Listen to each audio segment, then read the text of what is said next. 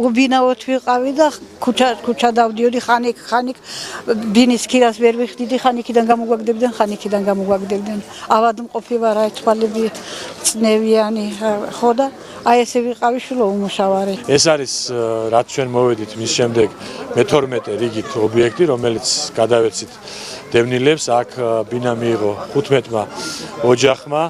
რუსთავში კიდევ გვაქვს ჩვენ ობიექტები მიმდინარეობს ინტენსიური მშენებლობა 200-ზე მეტი ოჯახი წლის ბოლომდე დაკმაყოფილდება ბინით